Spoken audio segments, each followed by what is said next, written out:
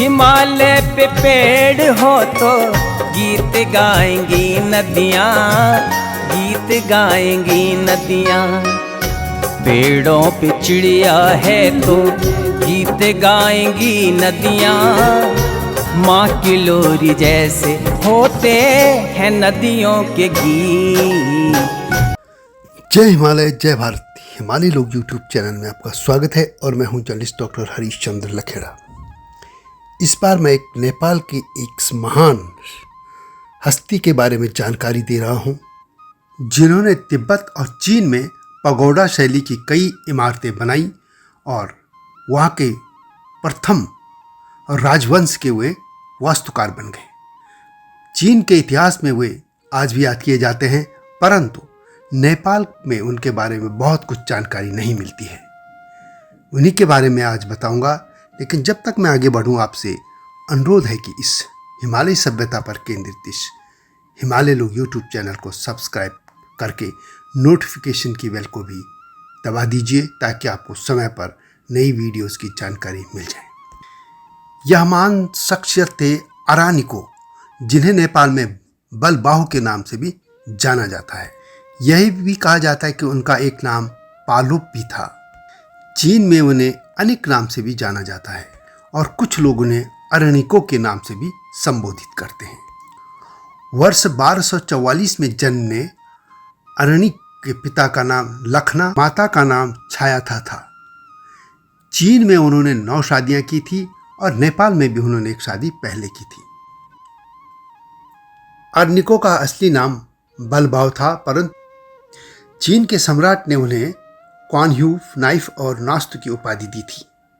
वे ऐसे वास्तुकार थे जिन्होंने नेपाली वास्तुकला का चीन में अमिट छाप छोड़ दी।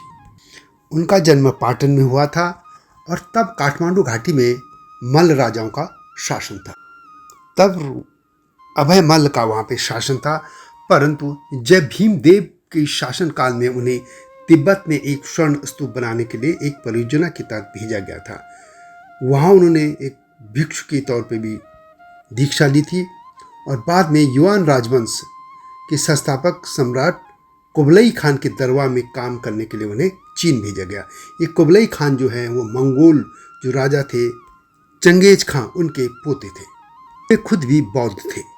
अरनिको यहाँ की जो हिमालय की जो कलात्मक थी और वास्तुकला थी उसको चीन में ले गए थे और वहाँ उन्होंने उसकी कई इमारतें भी उसका शैली में बनाई और जिसे पगोडा शैली कहा जाता है।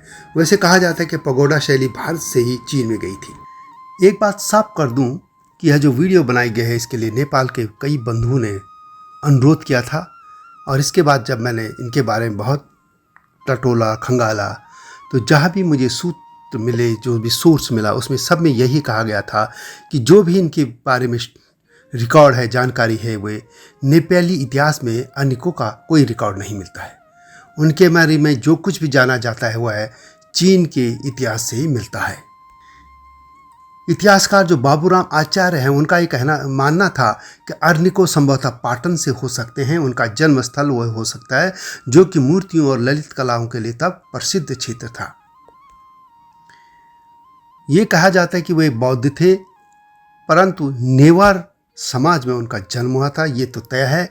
और भी ये बातें भी कही जाती है कि जब वे अपने माता पिता के साथ एक मंदिर में गए थे तो उन्होंने उसकी वास्तुकला के बारे में भी जाना था।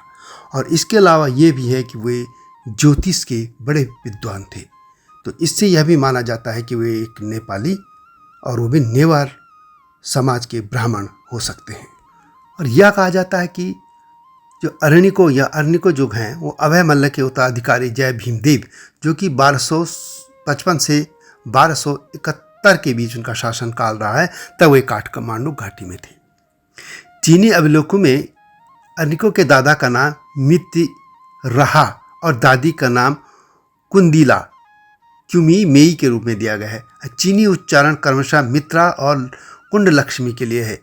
उनका नाम लाकेना लिखा गया है, यानी लक्ष्मण, जबकि उनका माता का नाम माँ शुमा केईताई लिखा था गया है। ये चीनी उच्चारण से कहा गया है। उनके बारे में ये कहा जाता है कि एक लेख उनके बारे में मिलता है कि उनके माता पिता उस बच्चे को एक एक मंदिर में ले गए थे। वहाँ का स्तूप को देखकर उन्होंने पूछा कि इसे लकड़ी का स्तंभ, भूमि का अड्डा जो है, ये जो आधार वो किसने बनाया है। और तब लोग, उनकी उम्र जो है मात्र 3 साल थी। कुबलाई खान के गुरु थे भगवा, और उन्होंने भगवा को जो तिब्बत क्षेत्र का वहाँ का एक प्रशासक भी नियुक्त किया था। उन्हीं भगवा ने स्तूप के निर्माण के लिए नेपाल के कारीगरों को बुलाया था। उन्होंने नेपाल से 100 कलाकारों को या वास्तुकारों को बुलाया था, परंतु नेपाल के राजा जय भीमदेव केवल 80 को ही दे पाए थे। इसी जो टीम वहाँ 80 लोगों की गई थी, उनका जो नेता था अर्निको को चुना गया था। अर्निको ने पहली मीटिंग में भगवा के उनको विश्वास जीत लिया था, और इसके बाद उन्हें स्तूप जो है शाक्य मठ के मुख्य हॉल के भीतर जो है बनाने का उनको परियोजना दी गई, और उन्होंने 2 साल में उसे बना दिया था। फिर उन्होंने नेपाल लौटने की अनुमति मांगी, लेकिन भगवा ने उन्हें जाने की अनुमति नहीं दी। बाद में उन्हें कुबलाई खान के दरबार में भेज दिया। कुबलाई खान ने उन्हें कांस्य मूर्ति की मरम्मत करने के लिए कहा, जिसे सोंग सम्राट ने उन्हें उपहार के रूप में दिया था।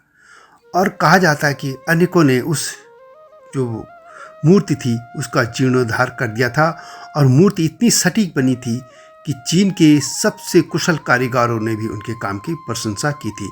इसलिए कुबलाई खान और प्रसन्न हो गया था। चीन में उन्होंने कई इमारतों के डिजाइन का और निर्माण भी किया, और सबसे वास्तुकला की जो है बीजिंग में मियाइंग मंदिर का सफ़ेद स्तूप है, जो उस समय की सबसे बड़ी संरचना थी। लगभग 10 साल को पूरा करने में उसे टाइम लगा था, और स्तूप जिसे व्हाइट गोबा के नाम से जाना जाता है, वह आज भी खड़ा है। यह 50 मीटर की ऊंचाई तक बढ़ता है, और इसके आधार पर 30 मीटर से अधिक का व्यास है। मोल्डिंग के 13 चौड़े गोलाकार बैंड, जिन्हें 13 स्वर्ग कहा जाता है, और जिसकी सतह को विभाजित करते हैं। अर्निको का बनाया सफेद मंदिर आज भी बीजिंग में पर्यटकों को आकर्षित करता है। अर्निको ने सदियों पहले नेपाल के प्राचीन धातु मिश्रित श्रमिकों और मूर्तिकारों के साथ मिलकर वास्तुकला और मूर्तिकला के तौर पर ऐसे निर्माण किए जिसमें कई रासायनिक विधियों का उन्होंने उच्चतम तकनीक का प्रयोग किया, यानी उनको ये ज्ञान प्राप्त था। और जबकि औद्योगिक क्रांति जो पश्चिम और यूरोप में हुई थी वो बहुत बाद में हुई थी, यानी सदियों पहले इस क्षेत्र में हिमालय की दूसरी तरफ, यानी चीन की तरफ जो दूसरा हिमालय की ये शाखा है, इधर भरतखंड है जिसको कहते हैं, वहाँ की इतनी टेक्नोलॉजी थी अच्छी कि वो उनके बनाए जो भवन थे वे आज भी मौजूद हैं। एक महान चित्रकार, कलाकार और वास्तुकार अर्निको के लेकर बाद में नेपाल की सरकार ने उन्हें उनके नाम पर डाक टिकट भी जारी किया। वहाँ पे एक अर्निको राजमार्ग भी रखा गया है, और 11 मार्च को उनका पुण्यतिथि के तौर पर मनाया भी जाता है। अर्निको के 6 बेटे थे, जिनमें से 2 असेंग और आसुला ने युआन राजवंश के लिए काम करने वाले कलाकारों के रूप में अपना जीवन व्यतीत किया। उनकी जो नेपाली पत्नी थी छाया, उसके बारे में कहते हैं कि वे उन्हें नेपाल में छोड़कर गए थे। कुछ लोग कहते हैं कि वे अपने साथ ले गए थे। सन 1306 में 62 वर्ष की आयु में उनकी मृत्यु हो गई थी। और उनकी मृत्यु के बारे में चेंग जुफू लिखते हैं कि 1306 के 8वें मार्च को उन्होंने अपने आसपास के लोगों को देखा और कहा, यदि मैं जा रहा हूं तो आपको हॉल में पर्दे और एक सोफे लगाना चाहिए ताकि मैं शांतिपूर्वक नींद में गुजर सकूं। अगले दिन वे नहा धोकर कोर्ट चले गए। लौटने के बाद वे बीमार दिखे। महल के दूत और डॉक्टर आए, लेकिन 11वीं को यानी 11 मार्च को नींद में ही उनका निधन हो गया। यह समाचार सुनने के बाद चीन का जो सम्राट था उनने उनकी मृत्यु पर शोक व्यक्त किया। उन्होंने अपने राज कार्यवाही रोक दी थी और अर्निको का अंतिम संस्कार राजकोष से यह करने का आदेश दिया था। सम्राट ने यह भी आदेश दिया था कि अर्निको के परिवार को 25,000 टन चांदी का इनाम दे दिया जाए। एक और कहा जाता है इस बार कि उस रात आंगन में एक तारा गिरा। अगले दिन पेड़ों पर बर्फ के टुकड़े दिखे। 7 दिन बाद 17 मार्च को नेपाली रीति रिवाज के अनुसार उनके अंतिम संस्कार के बाद अवशेषों का अंतिम संस्कार किया गया। अब 15 जुलाई को उनकी राख को गंगजियान जियांगशान बानपिटी काउंटी यानी राजधानी के पास एक स्तूप में दफना दिया गया। वहाँ पर यानी उनकी समाधि आज भी है। तो थे अन्य एक महान चित्रकार, कलाकार और वास्तुकार जिन्होंने पूरी हिमालय कला को चीन तक फैलाया था। इस महान वास्तुकार अन्निको को हिमालय लोग की श्रद्धांजलि।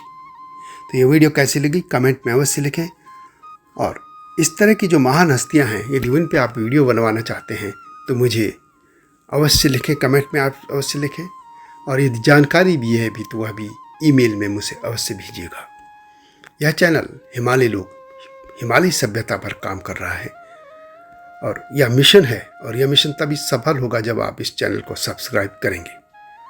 अगली वीडियो की प्रतीक्षा कीजिए। तब तक जय हिमालय, जय भारत।